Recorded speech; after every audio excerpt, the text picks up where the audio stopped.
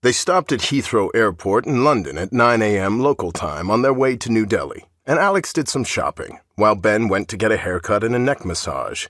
They had both slept on the plane and did a lot of their living and minor chores in airports, where they spent more time than anywhere else, and they saw all their current movies on planes. They were on a noon flight to New Delhi. Alix had looked at the photographs and read the material on Tony Clark on the first flight and found it very interesting.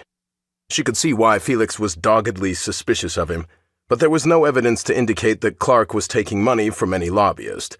More than anything, he seemed to be socially involved with some of the most powerful lobbyists, and a few of the more questionable ones, but he hadn't done anything tangible one could put a finger on to suggest that there was an exchange of favors, or that he was being bribed to meet their needs.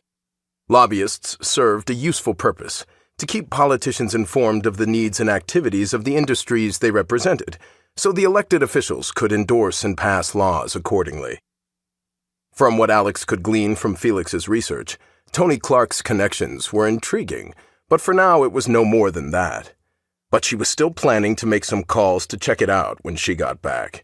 She had some good contacts on the Hill who liked to talk, and she wanted to hear what they had to say about him before she took it any further and reported to Felix.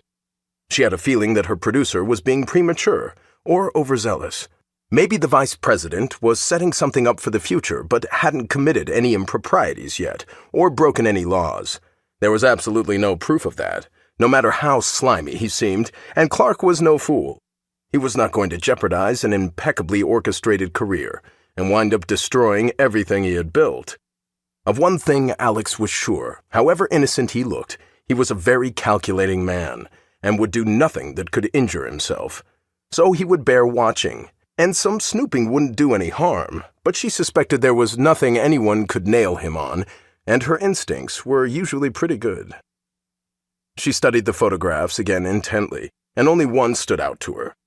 Clark was engaged in what appeared to be a serious conversation with a lobbyist who had been accused of paying bribes to politicians, but it had never been proven, and he hadn't been charged with anything. The lobbyist had worked for a state gaming commission at one time. She and Ben talked about it as they had breakfast in the airport, after his massage. She had just bought a pair of boots at one of the high-end shops. It was the first time she'd shopped in months.